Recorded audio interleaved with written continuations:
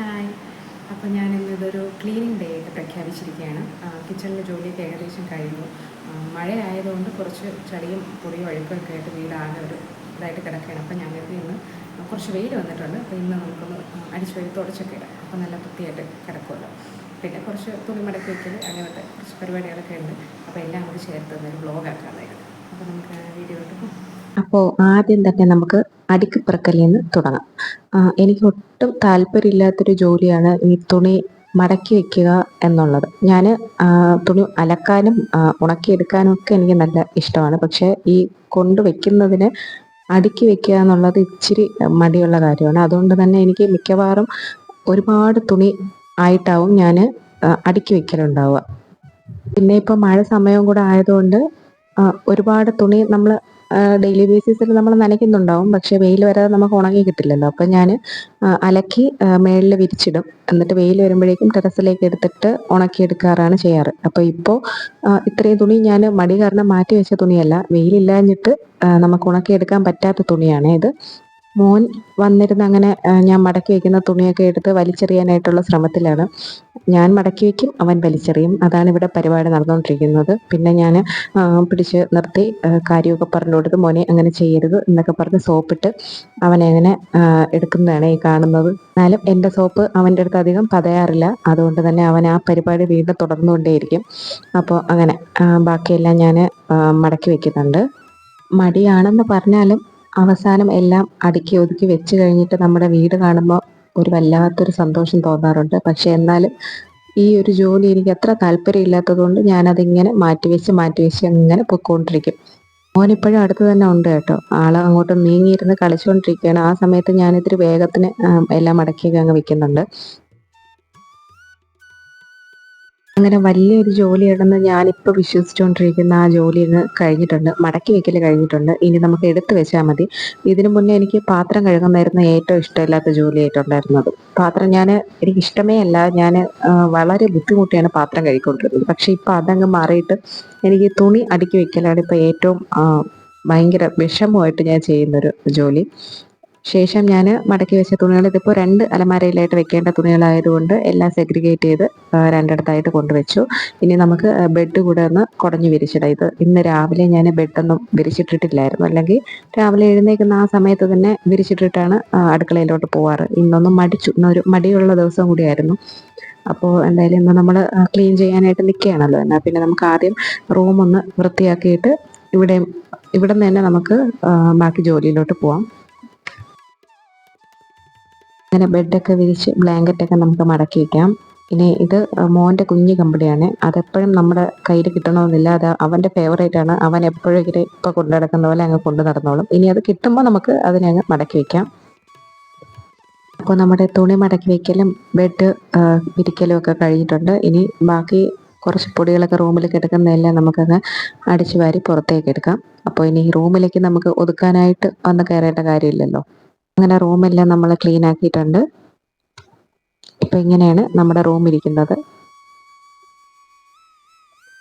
ഇനി നമുക്ക് പുറത്ത് സിറ്റ് ഔട്ടൊക്കെ ഒന്ന് അടിച്ച് വാരിയിടാം. ഇപ്പോൾ മഴ ആയതുകൊണ്ട് തന്നെ നമ്മൾ ഈ മുറ്റത്ത് മണ്ണും കൂടെ ആയതുകൊണ്ട് നമ്മൾ മിക്കവാറും അല്ല, എപ്പോഴും നമ്മൾ വീട്ടിലേക്ക് ചവിട്ടി കയറുമ്പോഴേക്കും മണ്ണ് നല്ലോണം അകത്താവാറുണ്ട്. പിന്നെ ഇപ്പം നല്ല കാറ്റുമാണല്ലോ. അപ്പോൾ നന്നായിട്ട് പൊടി അടിച്ചിങ്ങനെ പറന്നും കയറുന്നുണ്ട്. പിന്നെ സിറ്റ് ഔട്ടിന് അപ്പുറത്തേക്ക് കയറില്ല. സിറ്റ് ഔട്ടിൽ അങ്ങനെ അടിച്ച് കയറി അവിടെ അങ്ങ് കിടന്നോളും.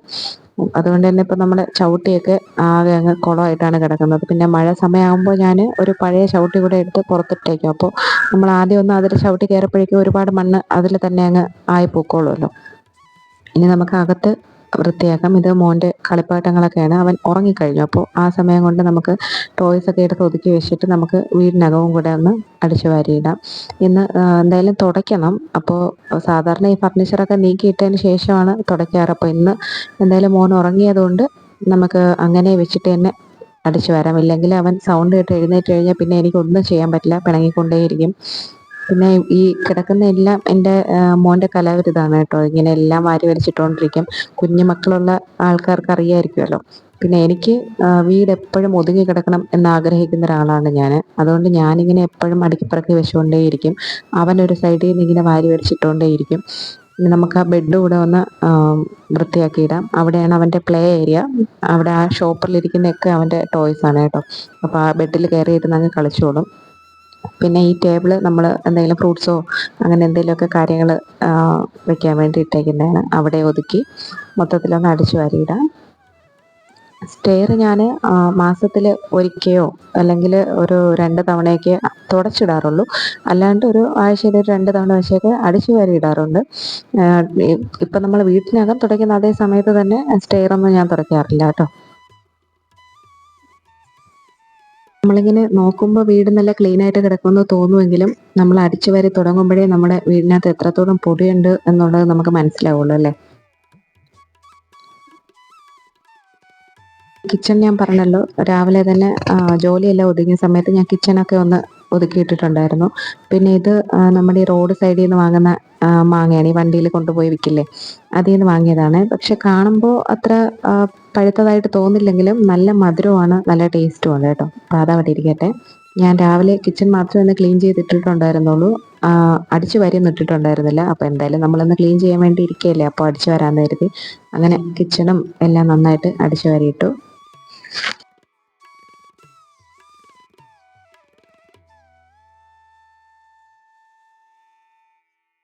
അടിച്ച് വാരലൊക്കെ കഴിഞ്ഞ് ഒന്ന് ഒതുക്കി വീടൊക്കെ ഒതുക്കി വെച്ചിട്ടുണ്ടെങ്കിൽ നമുക്ക് തുടച്ചിട്ടാൽ മതി.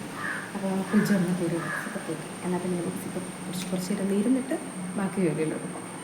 അങ്ങനെ കുറച്ച് സമയം നമുക്കൊന്ന് ഇരുന്ന് റെസ്റ്റ് ചെയ്തതിന് ശേഷം ഇനി തുടയ്ക്കാൻ കയറാം കേട്ടോ.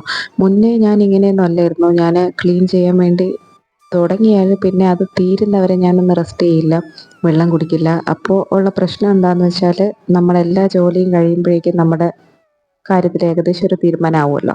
ഭയങ്കരമായിട്ട് ക്ഷീണവും ശരീരം വേദനയൊക്കെ വരും. ഇപ്പം ഞാൻ ഒന്ന് റെസ്റ്റ് ചെയ്ത് പതുക്കെ പതുക്കെ എൻ്റെ കാര്യങ്ങളും കൂടെയൊക്കെ ഒന്ന് നോക്കിയിട്ടാണ് ചെയ്യാറ്.